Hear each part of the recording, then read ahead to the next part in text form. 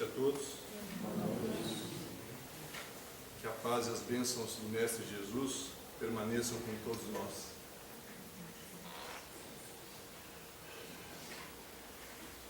Uma das emoções básicas que, junto com a raiva e a tristeza, formam o conjunto daquelas emoções que nós consideramos desagradáveis, e que, formando o conjunto das emoções básicas, complementa-se com a alegria e o afeto, que são aquelas duas que nós consideramos como emoções agradáveis. O medo é uma reação natural que se apresenta quando passamos por um perigo real ou imaginário, por algo que vai acontecer ou que talvez nem aconteça, quando acontece com o medo na forma de ansiedade. A ansiedade é uma manifestação desta emoção quando sentimos um receio a respeito de algo que não sabemos se vai ou não acontecer e que pode ser que nem aconteça, mas nós já antecipadamente sentimos esta emoção nos dominando na forma de ansiedade. Joana de Ângeles nos diz que o medo ele é decorrente e está alicerçado na nossa insegurança pessoal. Tamanha é a ação deste sentimento e desta emoção que na colônia Nosso Lar, esta colônia espiritual que contava a época da escrita do livro por André Luiz, através de Francisco Cândido Xavier, com mais de 1 milhão de habitantes, do tamanho de que André Luiz nos diz que andando de um veículo locomotor chamado aerobus, ele levava 40 minutos para se deslocar em alta velocidade de um canto ao outro da cidade, e mesmo assim não chegava ao fim, dado o tamanho dessa colônia espiritual. Em uma das falas de André Luiz, com a sua orientadora espiritual, naquele momento, Narcisa, numa situação em que o planeta Terra passava pelas atividades da Segunda Grande Guerra, e a colônia espiritual, não só Nosso Lar, mas todas as colônias próximas à Terra, buscando auxiliar aquele processo difícil pelo qual a humanidade atravessou no plano espiritual, convocava todos os seus habitantes a se prepararem para o auxílio que se fazia necessário. E Narcisa, conversando com André Luiz, lhe diz: precisamos organizar, dizia ela, determinados elementos para o serviço hospitalar urgente. E embora o conflito se tenha manifestado tão longe, pois acontecia na Europa e Nosso Lar fica nas mediações da cidade do Rio de Janeiro, aqui no Brasil, embora o conflito se tenha manifestado tão longe, bem como exercícios adequados contra o medo. Contra o medo, acrescentei, admirado, fala André Luiz. Como não? Objetou a enfermeira atenciosa. Talvez estranhe, como acontece a muita gente, a elevada porcentagem de existências humanas estranguladas simplesmente pelas vibrações destrutivas do terror, do medo, que é tão contagioso como qualquer moléstia de perigosa propagação. Classificamos o medo, disse Narcisa a André Luiz, como dos piores inimigos da criatura, por alojar-se na cidadela da alma, atacando as forças mais profundas. A governadoria, continuou ela, nas atuações de emergência, coloca o treinamento contra o medo muito acima das próprias lições de enfermagem. Então, esse sentimento que se alicerça na nossa segurança, na nossa insegurança essa que se embasa no nosso desconhecimento ou na pouca certeza que temos das verdades divinas. E é por conta disso que, conforme a promessa do Mestre Jesus, Deus, nosso Pai, nos enviou o Consolador prometido, a doutrina espírita, que veio com a missão exatamente de, além de nos consolar, nos trazer, como disse o próprio Mestre, informações que não tínhamos competência intelectiva de entender a época em que ele aqui esteve, e outras que ele já havia nos dado, mas que nós haveríamos de esquecer, de distorcer, de transformar e de modificar conforme o nosso próprio interesse pessoal. Então esta doutrina, que veio com a característica de ser o Consolador, veio nos consolar através da informação, através do conhecimento, embasando a nossa fé, alicerçando a nossa fé, permitindo que essa insegurança diminua e que por conta disso nós não sejamos dominados nas situações corriqueiras do dia a dia, como naquelas mais difíceis também, por esse sentimento devastador, como disse Narcisa a André Luiz, que é o medo. A obra, o Livro dos Espíritos, contém a doutrina espírita, conforme a fala do próprio codificador, senhor Allan Kardec, mas se subdivide nas 4 obras complementares. A Gênese, que vai tratar da primeira parte do Livro dos Espíritos, das causas primárias. O Livro dos Médiuns, que vai tratar da segunda parte, do mundo espírita ou mundo dos espíritos. O Evangelho segundo o Espiritismo, que vem tratar da terceira parte do Livro dos Espíritos, das leis morais.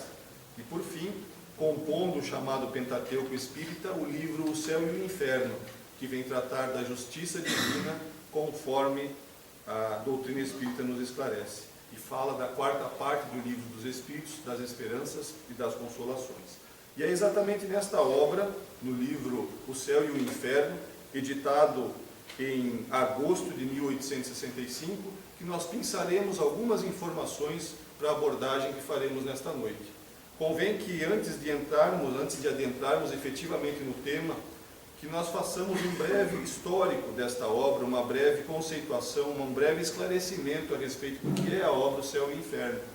Porque é muito comum no movimento espírita, em grande parte das casas espíritas, estudarmos 2 das 5 obras. O Livro dos Espíritos e o Evangelho segundo o Espiritismo. Não que haja algum problema nisso, porque às vezes a falta de tempo, a falta de possibilidades nos impede estudos mais aprofundados. Mas deveríamos nós, por livre e espontânea vontade, não limitarmos a nossa aquisição de conhecimento da doutrina espírita simplesmente no Evangelho e no Livro dos Espíritos, mas complementarmos com o Livro dos Médiuns, com a Gênese e com o Céu e o Inferno. Então o livro O Céu e o Inferno é uma das obras muito pouco estudadas ainda no movimento espírita, mas ela prescinde, não podemos prescindir deste estudo para a aquisição deste conhecimento, principalmente quando um dos medos que nos acomete é o medo da morte. Richard Simonetti, há muitos anos atrás, em uma de suas obras, disse que o Espiritismo matou a morte, e efetivamente assim o fez, quando nós entendíamos que a morte era o fim em tudo, quando entendíamos que a morte era o fim da existência, e hoje sabemos que a morte é simplesmente um fenômeno que nós na doutrina espírita conhecemos ou conceituamos como desencarnação, pelo qual passamos e pelo qual já passamos antes desta existência inúmeras vezes e passaremos ali adiante novamente. Quando este corpo físico perecer pela exaustão das forças e nós, espíritos imortais indestrutíveis que somos, continuarmos a nossa caminhada desta feita no mundo dos espíritos. Então o Céu e o Inferno se dividem em 2 partes. Na primeira parte, Kardec faz um exame comparado das doutrinas religiosas sobre a vida após a morte. Então Kardec vai nesta primeira parte nos elucidar algumas questões importantíssimas, nos conceituar alguns conhecimentos que já trazemos de outras existências e até mesmo desta, mas à luz da doutrina espírita. Vai Allan Kardec tratar nesta primeira parte dos anjos, do céu, dos demônios, vai falar do inferno, das penas eternas, do purgatório, trata especificamente um dos temas do temor à morte, a proibição mosaica sobre as evocações dos mortos, e por aí vai. Uma série de conceitos importantíssimos para a nossa aquisição de conhecimento, para o alicerçar da nossa segurança e da nossa fé. Na segunda parte, Kardec faz uma série de entrevistas. Nós, no nosso dia a dia, estamos acostumados a ver nos programas televisivos entrevistas, onde existe um convidado e alguém que faz algumas perguntas sobre um determinado tema. Kardec não agiu de forma diferente. Obviamente que os temas abordados nas entrevistas televisivas são completamente diferentes da seriedade do trabalho feito pelo senhor Hipólito Denizar Rivaio, à época, sob a orientação do espírito de São Luís. São Luís, o mesmo santo da Igreja Católica, era o espírito que ordenava, que coordenava esse trabalho de evocação de espíritos que Kardec fazia no intuito de buscar conhecimentos. Porque ao contrário das demais doutrinas religiosas que trazem informações a respeito da morte, o Evangelho, o livro O Céu e o Inferno, e poderíamos dizer toda a doutrina espírita, ela nos veio através da informação dos espíritos que já estavam ocupando o lado de lá da vida e que trouxeram as suas impressões a respeito do processo do desencarne e daquilo que enxergavam no plano espiritual. Então não foi de autoria de Allan Kardec nenhuma das informações que nós encontramos nas obras da doutrina espírita. E contamos como obras de autoria de Allan Kardec mais de 20. Então, se nós não conhecemos as 5 básicas, que dirá as outras tantas. Nestas mais de 20, é obviamente que colocamos os 12 volumes anuais da Revista Espírita. Mas totalizando as obras de autoria de Kardec, temos mais de 20. Estudamos aqui, única e exclusivamente, o Evangelho. Quando falamos aqui, falamos no movimento espírita de maneira generalizada, não da atividade da cidade de São Bento do Sul. Estudamos normalmente só 2, o Evangelho segundo o Espiritismo e o Livro dos Espíritos. E às vezes consultamos alguma coisa na Revista Espírita. Pois bem, então nesta segunda parte, Kardec traz 65 entrevistas feitas com espíritos desencarnados. Ele vai entrevistar espíritos felizes, espíritos sofredores, espíritos suicidas, espíritos revoltosos, toda a série de espíritos que vão contar a Kardec como estão se sentindo, como foi o seu processo de morte, o que aconteceu naquele momento daquela passagem, quais os sofrimentos ou as alegrias que encontraram no plano espiritual por conta da vida que tiveram aqui no momento em que estiverem encarnados. Então, uma forma extraordinária de conhecermos a temática através da fala daqueles que efetivamente estavam recém-chegados no plano espiritual e que narraram a Kardec nessas 65 entrevistas o que lhes aconteceu. Quais foram as experiências, as sensações, os sentimentos, as emoções, as dificuldades, as alegrias e as facilidades que encontraram após passar por esse processo de desencarne. Então isso trata-se na segunda parte do Evangelho de O Céu e o Inferno, nas entrevistas contadas em número de 65 que Kardec nos traz para o nosso esclarecimento. Pois bem, este livro que trata da justiça divina segundo o Espiritismo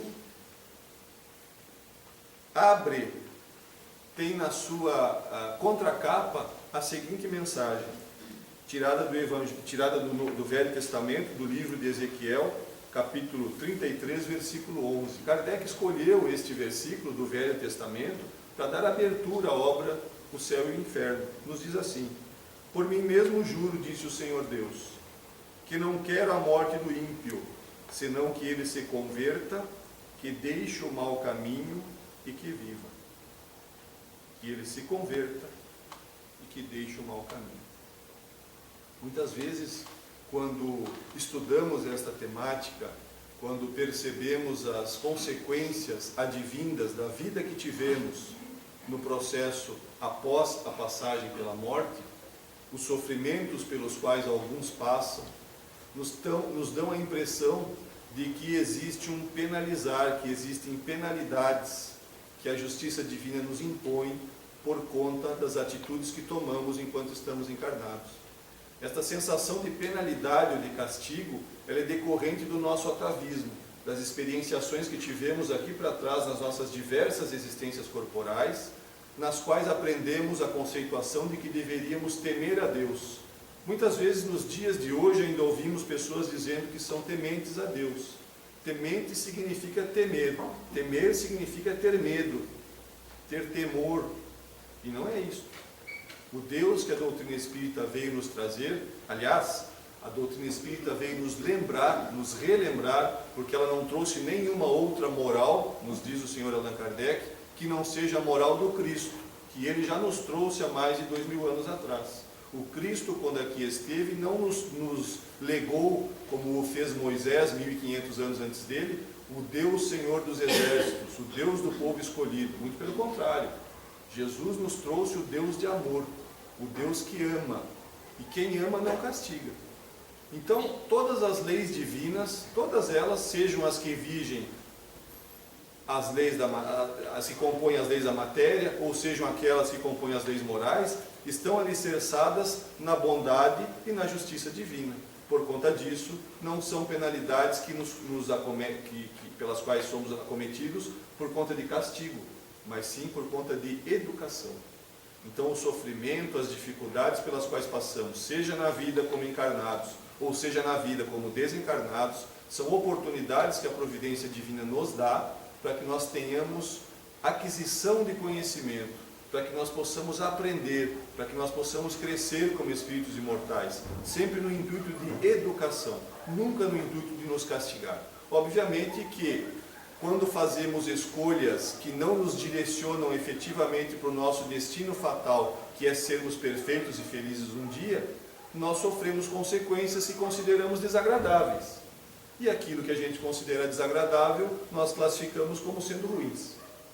E quando fazemos escolhas, atitudes, ações, pensamentos, emoções que são assertivas na questão do nosso evoluir, nós sofremos consequências que nos são agradáveis. E por conta disso, acreditamos que estas consequências são boas.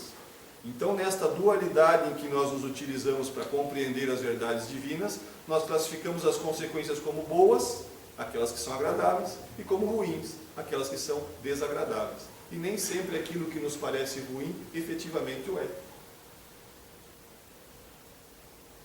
Muitos companheiros nossos que tiveram oportunidade de passar por algum problema, por exemplo, de acidente aéreo, no momento em que foram impedidos de embarcar no voo por um problema qualquer, por um problema burocrático qualquer, naquele momento entenderam aquela impossibilidade de embarcar no avião como sendo desagradável, como sendo ruim, mas depois do fato acontecido, perceberam que foi essencial para a permanência sua aqui no corpo, ainda como espírito encarnado. Então nem sempre aquilo que nos parece desagradável e classificamos como ruim, efetivamente é ruim.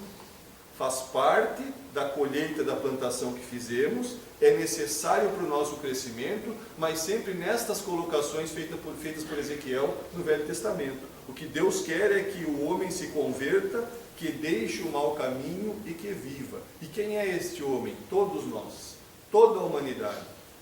Por pior que seja o espírito, ou melhor dizendo, por pior situação em que o espírito se coloque neste atual momento, também será lá adiante um espírito feliz e completo em todas as suas virtudes.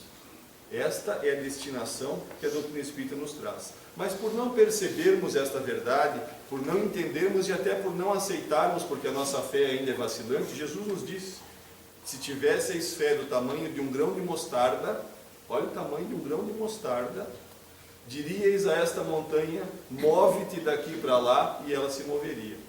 Nós não temos. Por conta disso, vacilamos, nos sentimos inseguros e temos os nossos medos. E Joana de Ângeles nos diz, no livro Diretrizes para o Êxito, não faz parte da série psicológica de Joana de Ângeles, espírito que escreve através da mediunidade de Divaldo Pereira Franco, mas que nos traz informações extraordinárias a respeito dessas leis que vigem as nossas emoções e os nossos sentimentos. Ela vem nos dizer nesta obra que nós temos 6 tipos básicos de medo, alicerçados, lembrando sempre, na nossa insegurança que está embasada no nosso desconhecimento, ou na falta de certeza que nós temos a respeito da verdade divina. Um dos medos que nos acomete é o medo da velhice. Normalmente, quando estamos mais jovens, temos o medo da velhice. Porque a velhice nos dá a impressão que estamos chegando no fim da caminhada. E que chegando no fim da caminhada, o próximo passo é o desencarnar. Como não temos concretizado dentro de nós a certeza de que a vida não se extingue, o fato do corpo morrer nos dá a impressão que acabou a vida. E o que acaba é uma existência, não a vida. A vida é eterna, somos seres eternos. Por conta disso, temos medo da morte. O medo da doença, temos medo de ficar doentes. Às vezes ligado ao medo da morte, às vezes ligado ao medo de sentirmos dor. E aí falamos em dor física mesmo. Então nós temos medo da doença. Nós corremos para todos os lados buscando as vacinas, buscando algo que nos prive de ficarmos doentes. Às vezes o medo de, por motivo de doença, não conseguir prover o sustento da nossa família. Então são várias motivações que nos fazem, que nos despertam esta reação natural que é o medo da doença. Nos diz Joana que nós temos medo da crítica. Imaginem os companheiros que aqui estão, que eu dissesse que quando faltarem 10 minutos para o fim da palestra, nós escolheremos aleatoriamente algum dos aqui presentes para responder 2 perguntas. Tem gente que já ruborizou já. Tem outros que o coração já acelerou. É brincadeira, gente, não vou fazer isso. Mas isto é o medo da crítica. Por que sentimos medo? Se alguém nos chamar para vir aqui na frente e o orientador dos trabalhos convidá-lo para fazer a prece de encerramento, na frente do público, que hoje até dado o feriado que se aproxima, está um pouquinho diminuído do que normalmente a gente encontra aqui em São Bento do Sul. Não que isto perca em qualidade ou em importância, mas simplesmente o fato numérico. Mas se nós fôssemos chamados, ou muitos de nós, quando nos é sugerido, aí falamos dos trabalhadores do movimento espírita, quando nos é sugerido uma apresentação pública, nós gelamos, enrijecemos e, se bobear, sai do corpo, para fugir para outro canto e para não vir aqui na frente falar na frente de todo mundo. Isso nos acontece por causa da nossa insegurança. Então o medo é bom.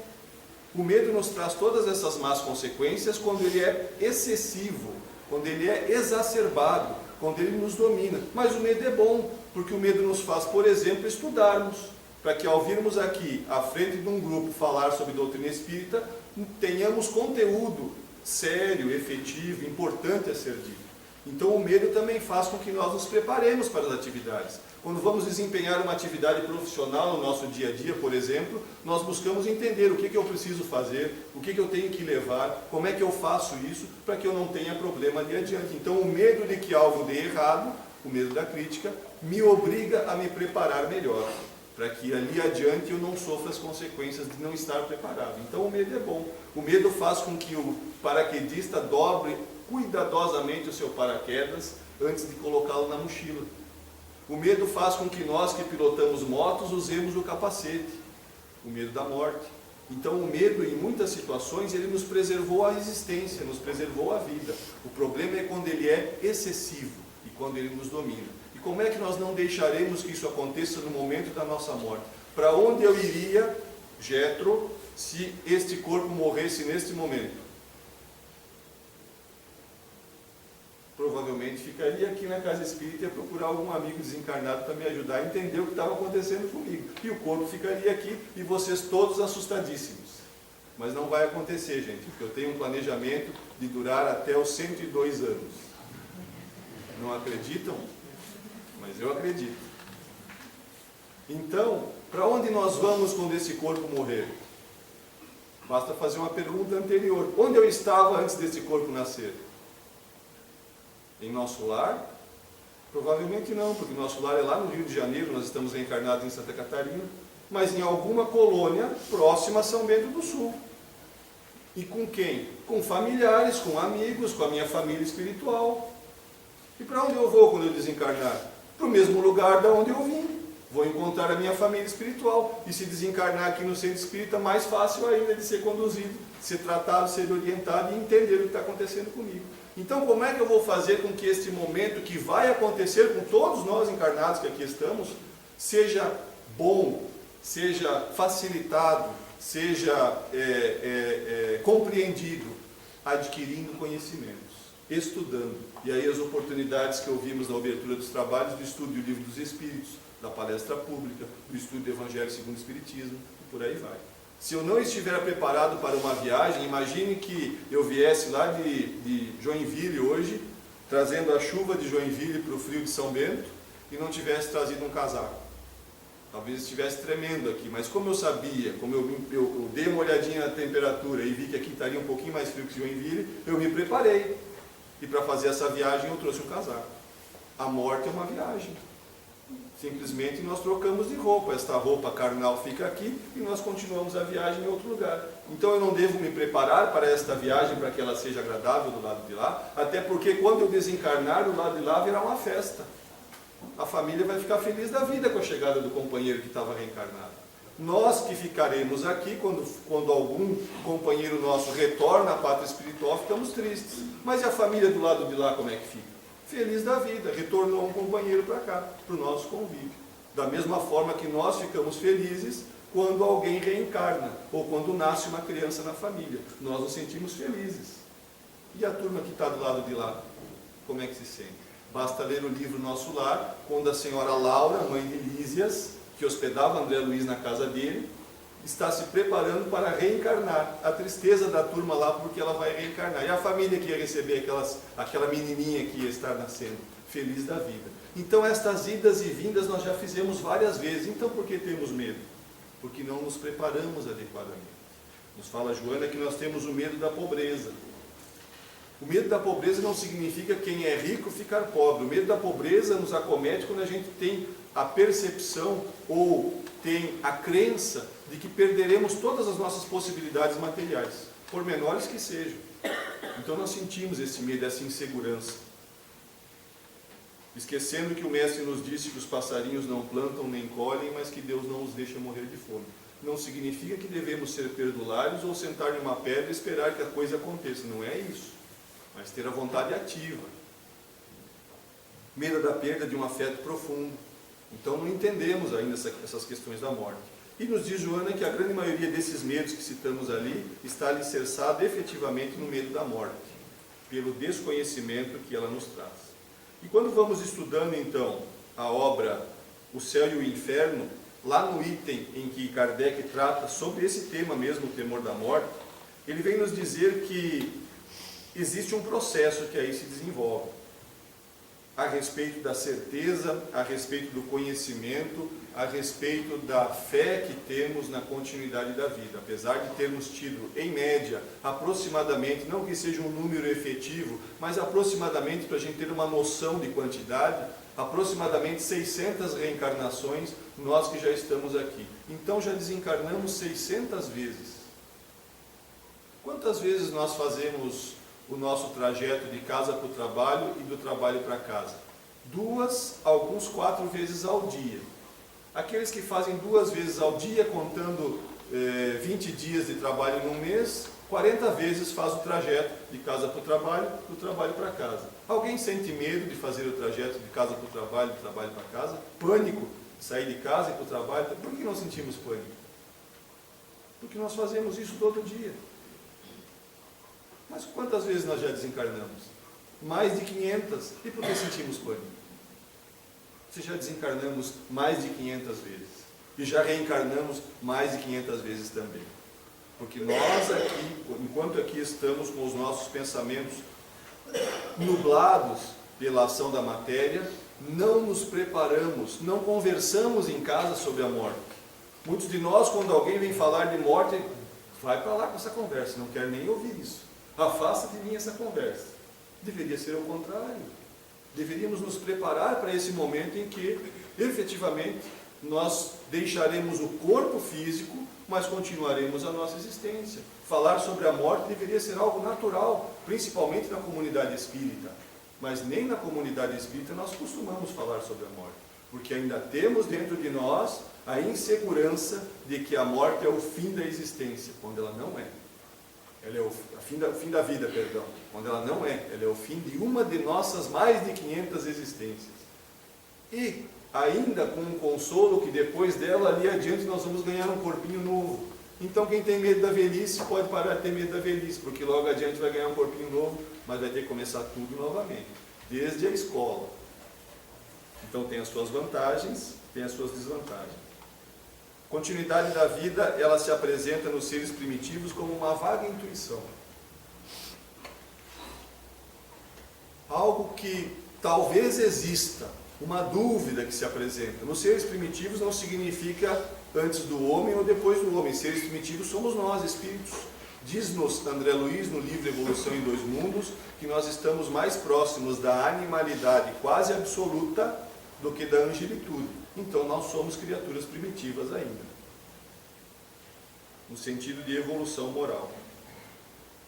Passa depois por uma simples esperança, talvez seja essa a situação em que nós nos encontramos, adquirindo, buscando este conhecimento, conversando a respeito, trocando ideias, esclarecendo dúvidas, lendo e estudando. Talvez a continuidade da vida já comece a se tornar em nós uma esperança consoladora, porque nos motiva a fazermos boas escolhas durante esta existência, a praticarmos o bem. E nos diz o Livro dos Espíritos que praticar o bem não significa exclusivamente em ser caridoso, mas praticar o bem, nos diz o Livro dos Espíritos, significa em ser útil. Olha que extraordinário! Ser útil é fazer o bem. E quando ser útil? Em todas as oportunidades que me apresentem, abrindo a casa espírita, ajudando a arrumar as cadeiras, trocando a água quando acaba a água do filtro, auxiliando na limpeza do banheiro, auxiliando nas atividades diversas que aqui se desenvolvem. Isto é ser útil. Ah, mas eu não participo do movimento espírita. Então seca a louça em casa. Ou tem alguma casa que ninguém lava a louça? Seca a louça em casa, estou fazendo bem. Varre a casa, estou fazendo bem. Mas não por obrigação, com vontade, com sinceridade de propósitos. É isso que significa fazer o bem. E em certas vezes isso é mais caridoso do que dar uma roupa a alguém que precisa ou dar um alimento a alguém que passa fome. Não significa que devemos prescindir de um ou de outro. Não é isto. Os dois são importantes, mas se eu não consigo fazer um, pelo menos que eu faça o outro. Então, ser útil é fazer o bem. E esta utilidade, esse trabalho no bem vai nos trazer esta esperança, para que logo ali adiante, isso que começou com uma vaga intuição aqui, no caminhar e no andar da carruagem passou para uma simples esperança, talvez o momento atual em que nós nos encontremos, e que aqui adiante transformou-se numa certeza. Esta certeza não adquiriremos aqui nesta existência. Joana de Ângeles, espírito citado há pouco, quando aqui esteve na personagem de Joana de Cusa, esposa de um alto funcionário do Império Romano, Cusa, por isso Joana de Cusa, esposa de Cusa, Cusa era o nome do marido, que tem a história trazida através de Humberto de Campos, na mediunidade de Francisco Cândido Xavier, no livro Boa Nova. Passou pela experiência de não temer a morte, quando foi levado ao circo romano junto com um de seus filhos, para ser queimada viva, como o foi, e o algoz dizia a ela que ela deveria negar, que ela deveria abjurar a Deus. E o filho, com medo da morte, por também não compreender o processo, pedia a ela: mãe, nega Jesus, abjura. E ela disse que não negaria. E disse mais, disse a ele que um dia, lá adiante, ele compreenderia o porquê daquela atitude. Então esse espírito que hoje aqui se apresenta como Joana de Ângeles, há mais de 2000 anos, quando foi contemporânea do Cristo, já não tinha mais o medo da morte, porque trazia em si a certeza de que o que morre é o corpo físico. Sócrates, 3000 anos antes de Cristo, me perdoem se eu errei a data, 500 anos antes de Cristo, já trazia esta informação quando foi-lhe passada a ideia de que deveria tomar o veneno. E durante a noite, um dos seus discípulos foi até o presídio, até a cela em que ele se encontrava, e disse assim: mestre, nós vamos deixar a porta da cela aberta esta noite. Mas, por que a porta da cela aberta? Para que você fuja e não vai ter que tomar o veneno. Mas eu não vou fugir. Mas mestre, você tem que fugir, eles vão fazer com que você cometa suicídio. Eles querem me matar. Eles não vão me matar. Eles vão matar o meu corpo.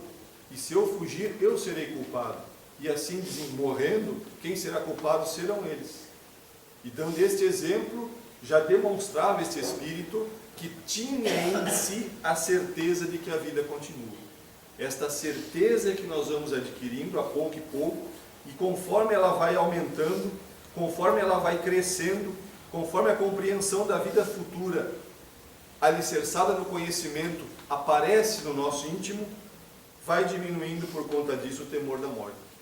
Porque nós ficamos convictos de que a morte acontece simplesmente como deixar de servir o corpo físico, com o corpo físico não servindo mais ao propósito para o qual foi criado, ou melhor dizendo, para o propósito pelo qual nós criamos o corpo físico, porque nós estamos neste exato momento reencarnados aqui, através dos pensamentos, através dos sentimentos, através das emoções que nutrimos, através da forma de interagirmos no mundo, plasmando o corpo físico que utilizaremos na próxima existência.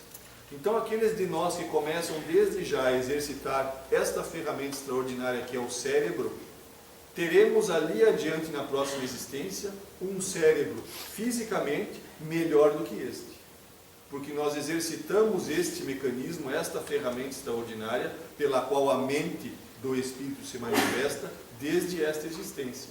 E isso fará com que tenhamos ali adiante um corpo melhor e aperfeiçoado. Tudo isso nós já fazemos, mas de forma inconsciente. Nós que saímos lá dos macacoides, nós que vemos na evolução trazida pela ciência, esclarecida pela ciência, as transformações pelas quais o nosso corpo físico passou, hoje já distantes dos macacóides, já não tendo tantos pelos, né? Nós, homens, principalmente, nem na cabeça estamos tendo muitos pelos. Não que isso signifique sinal de evolução. Não é isso. Então, os carecas, como nós aqui, não se animem. Não significa ter pouco cabelo sinal de evolução. Não tem nada a ver uma coisa com a outra. Mas esse proceder, este evoluir do nosso corpo físico, foi sendo feito por nós mesmos, mas de forma inconsciente. Porque a lei divina nos trouxe e nos traz em determinadas situações por força das coisas. E a proposta da doutrina espírita é completamente outra. A doutrina espírita existe para que nós promovamos esta evolução individual de forma consciente. Porque se eu não estudar espiritismo, se eu não trabalhar, se eu não fizer o bem, se eu praticar o mal, se eu fizer só más escolhas durante a minha existência, isso impedirá de ser um espírito puro lá na frente? Em absoluto. Ser um espírito puro é uma lei divina. Todos serão. A diferença é que talvez eu tenha menos sofrimento e leve mais tempo ou menos tempo para que isso aconteça. Então, aqueles que promovem a sua evolução de forma consciente privam-se das consequências entendidas como ruins, porque fazem boas escolhas. É a historinha da viagem de Joinville para São Bento do Sul. Eu fiz a boa escolha de trazer o casaco. Poderia ter feito uma má escolha e não trazido o casaco, ia passar frio. Mas Deus estaria me castigando porque eu estaria aqui fazendo a palestra passando frio? Em absoluto, foi uma escolha que eu fiz. Sofri a consequência. Então, as consequências que sofremos são consequências das escolhas que fazemos. Portanto, se eu quero ser bem acolhido do lado de lá, se eu quero desencarnar, poder chegar aqui na Associação Espírita Chico Xavier e ser recebido pela espiritualidade que aqui trabalha, e ser orientado, e aqui permanecer por um estágio, por um determinado tempo, para que eu possa ser acolhido e recolhido no local destinado a mim após o desencarne, é importante que eu saiba estas verdades, que eu entenda estas verdades, que eu tenha esta compreensão efetiva da vida futura, para que assim eu possa agir no momento em que eu me deparar fora do corpo. Ao invés de sair correndo desesperado, eu comece a pensar, poxa, o que está acontecendo comigo? Eu falo com as pessoas não me respondem. Eu passo pelas pessoas, elas fazem que não me veem. Alguma coisa aconteceu. Como é que eu vou saber o que aconteceu? Vou lá para a sociedade, para a Associação Espírita Chico Xavier. Se eu estiver encarnado, algum dos amigos vai dizer, não aconteceu nada, está encarnado. Se eu estiver desencarnado, algum dos amigos espirituais vai dizer, não, realmente você passou pelo processo de desencarnação. Então, este conhecimento, ele é importante. E quando Kardec nos trouxe estas informações, ele nos trouxe a informação do Código Penal da Vida Futura.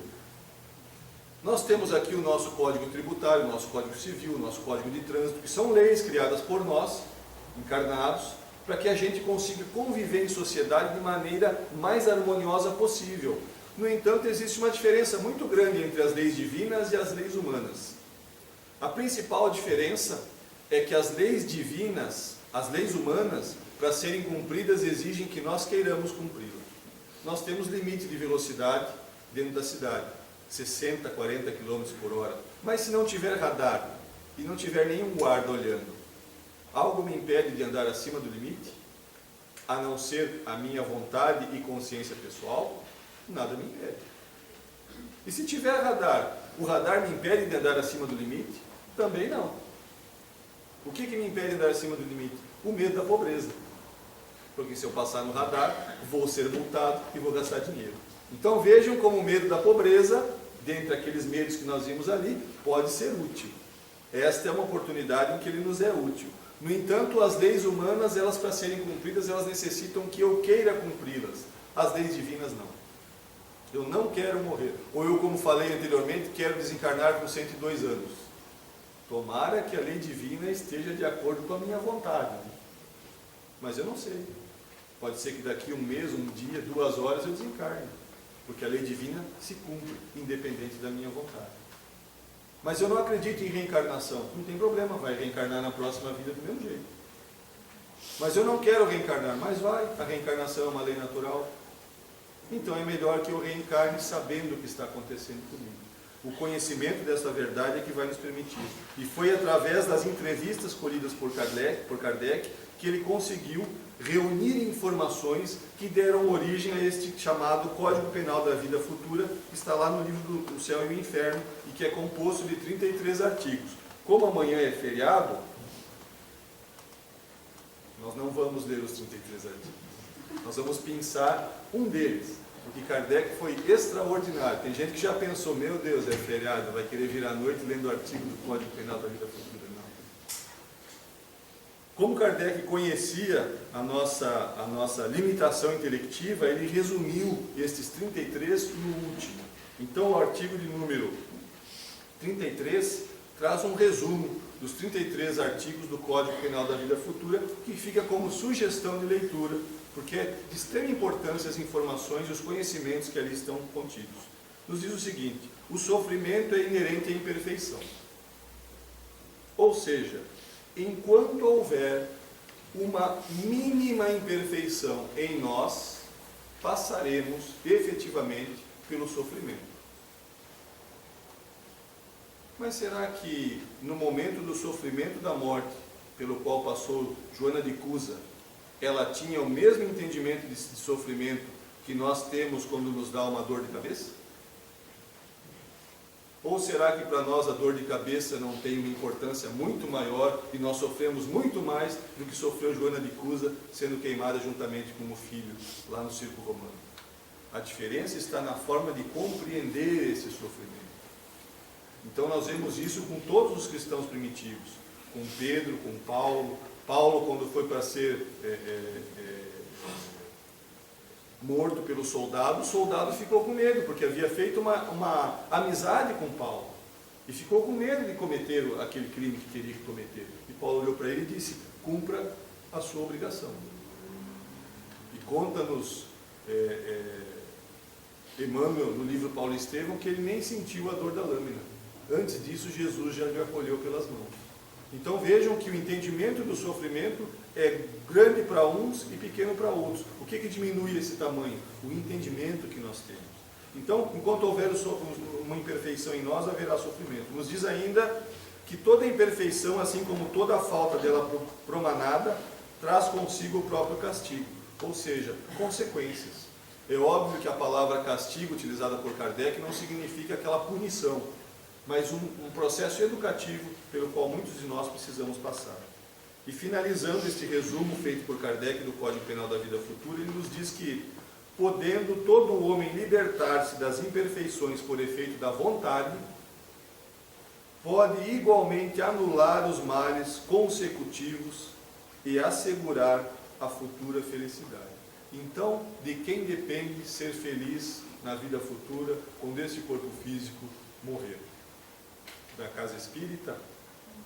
De quem me atende na cabine de atendimento fraterno?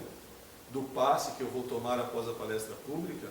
Daquilo que me é dito na palestra pública? Quem é o artífice desta alegria ou desta tristeza quando passar pelo processo da morte? Sou eu mesmo. Quanto mais bem preparado eu estiver, melhor eu enfrentarei esse processo que efetivamente se cumprirá. E essa preparação passa não só pelo estudo, não só pela aquisição de conhecimento, mas principalmente pela prática de tudo aquilo que nós ouvimos aqui, de tudo aquilo que nós lemos nas obras básicas ou nas demais obras subsidiárias da doutrina espírita, de todas as exemplificações que os cristãos primitivos e os ícones da doutrina espírita nos trazem, mas também e principalmente pela vivência de tudo isso, pela prática do bem, nem que seja nesta simples colocação do Livro dos Espíritos, ser útil, porque conforme nos disse o Mestre Jesus, a cada um segundo as suas obras, e se eu fizer boas obras, que tipo de consequências eu colherei lá adiante? Boas consequências, que nos permita, o Mestre amado, que possamos ser úteis no nosso dia a dia, em todos os contextos em que estivermos inseridos, na família, na sociedade, no trabalho, na escola, com os amigos e até com os desafetos. E que, sendo úteis nas mínimas coisas, possamos fazer o bem, tornar a nossa vida algo que faça diferença, não só na nossa existência, mas na existência daqueles que convivem conosco. E dessa forma, quando esse corpo físico morrer, que nós possamos colher coisas que nos são agradáveis, ou que consideramos como coisas boas. Muito obrigado pela atenção de todos.